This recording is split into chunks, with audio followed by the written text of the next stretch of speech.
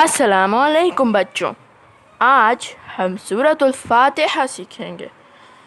سورۃ الفاتحہ اتنی امیزنگ ہے کہ حضرت محمد صلی اللہ علیہ وسلم نے ہمیں بتایا کہ یہ قرآن کی سب سے عظیم سورہ ہے۔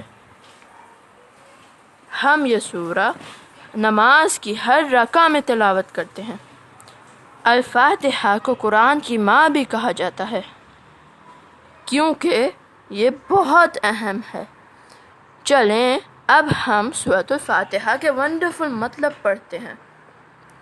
آیت نمبر 1 سورہ بسم اللہ کے ساتھ شروع ہوتی ہے، جس کا مطلب ہے اللہ کے نام سے شروع کرتے ہیں جو بہت مہربان ہے اور نہایت رحیم ہے۔ قرآن کی ہر سورہ سوائے ایک کے بسم اللہ سے شروع ہوتی ہے۔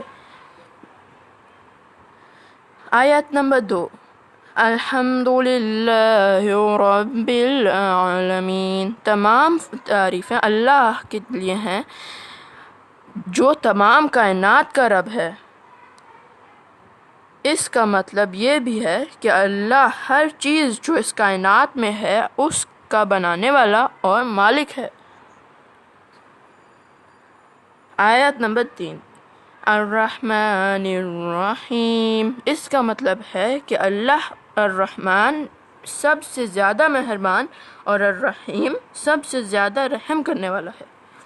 آیت نمبر 4 مالک یوم الدین، اس کا مطلب ہے وہ جزا کے دن کا مالک اور بادشاہ ہے۔